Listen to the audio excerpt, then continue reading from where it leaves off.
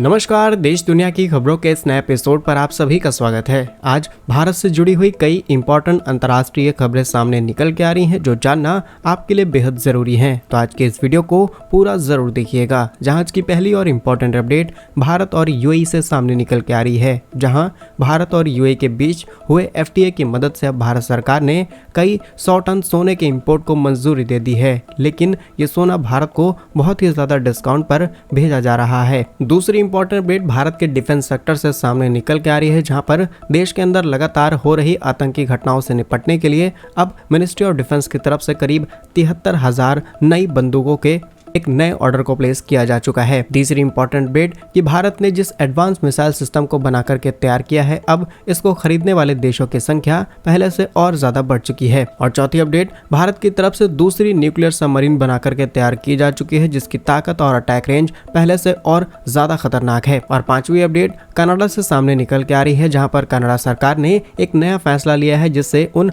भारतीयों की टेंशन पहले से और ज्यादा बढ़ जाएगी जो कि वहां पर जाकर के नौकरियां करते हैं। आइए आज के इस वीडियो में 5 इंपॉर्टेंट अपडेट्स आपको बताते हैं। यदि आपको हमारे वीडियोस पसंद आ रहे हैं तो आज के इस वीडियो को लाइक और चैनल को सब्सक्राइब जरूर कीजिएगा। सबसे पहले भारत और यूएई की बात की जाए तो भारत सरकार ने भारत और यूएई के बीच हुए एफटीए, जिसे हम फ्री ट्रेड एग्रीमेंट कहते हैं, इसके तहत साल 2024 और 25 के लिए यूएई से बहुत ही कम प्राइस पर मैन्युफैक्चरर्स और बिजनेसमैन को करीब 160 टन सोने के इंपोर्ट को मंजूरी दे दी है। जानकारी के लिए आपको बता दें कि बीते मंगलवार को यह सारी इंफॉर्मेशन सामने निकल के आई है और ये जो समझौता भारत और यूएई के बीच में हुआ है, इसे साल 2022 मई के महीने में ही किया गया था। इस समझौता के तहत भारत ने नो टैरिफ दर कोटा का ऐलान किया था, जिसके तहत भारत यूएई से सालाना 200 मैट्रिक टन सोना इंपोर्ट करेगा, जहां पिछले वित्तीय वर्ष में भारत ने करीब 140 टन और साल 2024 और 25 में करीब 160 टन सोना इंपोर्ट कराने की लिस्ट जारी कर दी है। साथ ही साल 2023 में भारत ने जो यूएई से सोना इंपोर्ट कराया है, इसकी लागत करीब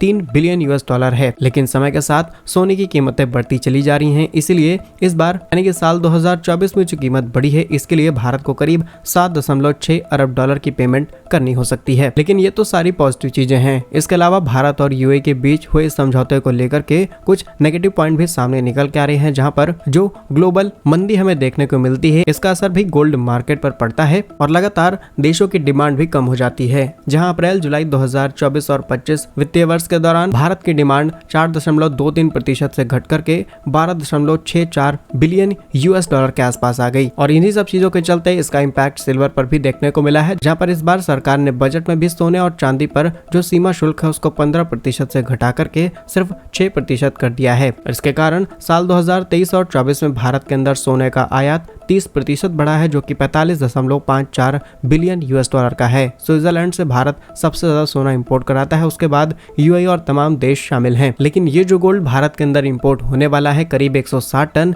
ये डिस्काउंटेड प्राइस पर ही भारत भेजा जाएगा। नेक्स्ट इंपॉर्टेंट अपडेट भारत के डिफेंस सेक्टर से सामने निकल के आ रही है, जहां पर भारतीय सेना की ताकत अब पहले से कई गुना ज्यादा बढ़ने वाली है। इंडियन आर्मी ने अपने जवानों के लिए करीब 73,000 SIG 716 असॉल्ट राइफल्स मंगवाई हैं। इनकी जानकारी खुद उस कंपनी ने दी है जो कि इन्हें प्रोड्यूस करती है, यानी कि सिंह सौर ने। जहां पर कंपनी के सीईओ का खुद कहना है कि हम बहुत ज्यादा लगी हैं कि हम दुनिया की दूसरी सबसे बड़ी आर्मी को दोबारा बंदूक भेजने जा रहे हैं। जानकारी के लिए आपको बता दें कि ऐसा ही सेम कॉन्ट्रैक्ट साल 2019 फरवरी के महीने में भारत सरकार की तरफ से इसी कंपनी को दिया गया था, जिसमें करीब 700 करोड़ रुपए की लागत से करीब 72,400 SIG 716 राइफल्स भारत ने खरीदी थी। और ये भारत एडवांस बंदूकें इसीलिए मंगा रहा है क्योंकि लगातार चीन और पाकिस्तान की सीमाओं पर हमें कई घटनाएं देखने को मिली हैं और अब इन्हें उन्हीं सैनिकों के हाथ में दिया जाएगा जो इन पर्टिकुलर बॉर्डर्स पर तैनात हैं। और ज्यादा डिटेल्स की बात की जाए तो इन राइफल्स को शामिल करने पर इंसास राइफल्स को पूरी तरीके से हटा दिया जाएगा, क्योंकि उसमें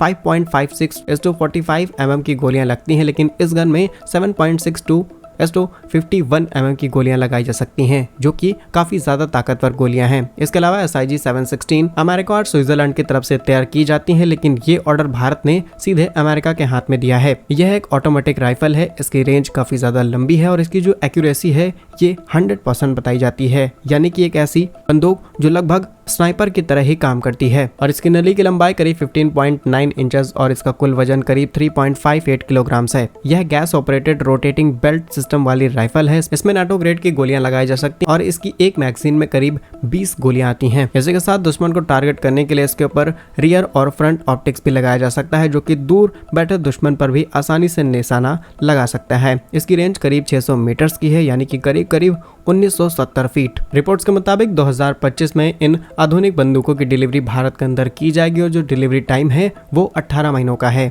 बस सोचने वाली बात यह है कि अमेरिका जिस तरीके से तेजस फाइटर जेट के इंजन्स में डिले कर रहा है, यहाँ पर डिले ना करे, क्योंकि अगर यहाँ पर भी डिले होता है जिसके बाद भारत का अमेरिका के ऊपर ट्रस्ट कम हो जाएगा और भविष्य में हम नए डिफेंस ऑर्डर देने से कतराने वाले हैं। शायद अमेरिका इस बात को अच्छे से समझ चुका है, इस ऑर्डर में डिले देखने को ना मिले। आपकी क्या राय है कमेंट्स में जरूर बताइएगा। नेक्स्ट इंपॉर्टेंट अपडेट की बात की जाए तो भारत की तरफ से जो ब्रह्मोस मिसाइल तैयार की गई है, जिसमें रूस काफी बड़ा पार्टनर है, इसने तमाम टेक्नोलॉजीज भारत को दी हैं, जिसके बाद हमने इस एडवांस मिसाइल सिस्टम को तैयार किया है और अब भारत की ये मिसाइल सिस्टम इतनी ज्यादा एडवांस हो चुकी है जिससे दुनिया भर के देशों ने भारत से इसे खरीदना शुरू कर दिया है। पहले फिलीपींस को हमने सक्सेसफुली ब्रह्मोस मिसाइल भेजी है, उसके बाद वियतनाम भी भारत से इसे खरीदना चाहता है, लेकिन अब कई और देशों की लिस्ट सामने आ चुकी है, जिसमें Philippines, Indonesia, Saudi Arab, UAE, South Africa, Egypt, Singapore, Venezuela, Greece, Algeria, South Korea, Chile, Vietnam जैसे देश शामिल हैं और ये सभी बहुत ही ज्यादा क्लोजली भारत के साथ कनेक्टेड हैं,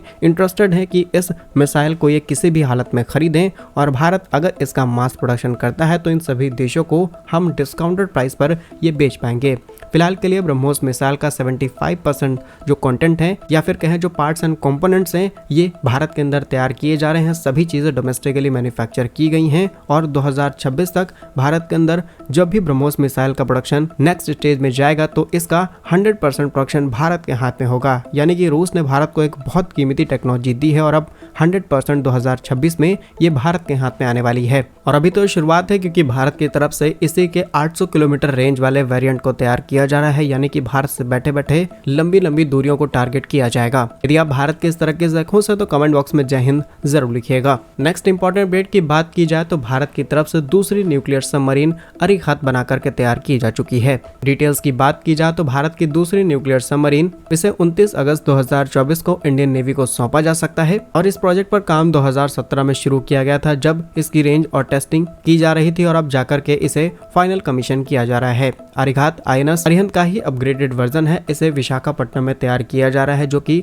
भारतीय नौसेना के शिप बिल्डर्स सेंटर, जिसे हम SBC के नाम से जानते हैं, वहीं पर तैयार हो रहा है। ये सबमरीन 750 किलोमीटर की रेंज वाली एक K-15 मिसाइलों के साथ लैस होगी। इस सबमरीन का वजन करीब 6000 टन के आसपास है, लंबाई 111 मीटर, चौड़ाई 11 मीटर और समुद्र की सतह पर यह 12 से 28 किलोमीटर प्रति घंटे की रफ्तार से दौड़ सकती है। नेक्स्ट इंपॉर्टेंट अपडेट की बात की जाए तो यह कनाडा से सामने निकल के आ रही है, जहां पर कनाडा सरकार ने एक ऐसा फैसला लिया है जो वहां पर रहने वाले भारतीय लोगों की परेशानी और ज्यादा बढ़ाने वाला है। रिसेंटली जस्टिन ट्रूडो ने बीते सोमवार को अनाउंसमेंट की कि अब कनाडा के अंदर अस्थायी नौकरियों वाले विदेशियों की संख्या कम की जाएगी। इस फैसले का सीधा असर वहां पर काम कर रहे उन भारतीय युवाओं पर पड़ेगा जो बड़ी तादाद में वहां पर जाकर के पढ़ाई करते हैं, इसके अलावा कुछ छोटे मोटे काम करके अपना जीवन यापन करते हैं। जानकारी के लिए आपको बता दें कि साल 2024 अगस्त के महीने में भारतीय छात्रों की संख्या करीब 20 लाख है, जो कि कनाडा में है। 2022 में करीब 1,18,000 भारतीय कनाडा में स्थायी निवासी बन गए, वहीं करीब 60,000 लोग कनाडाई नागरिक बने हैं। 2024 की पहले तिमाही में करीब 37,000 भारतीय स्थायी निवासी में प्रवेश किए हैं। 2023 की तुलना में करीब 8,175 के आंकड़े से कम है। लेकिन सरकार का ये फैसला कईयों की चिंताएं बढ़ाने वाला है।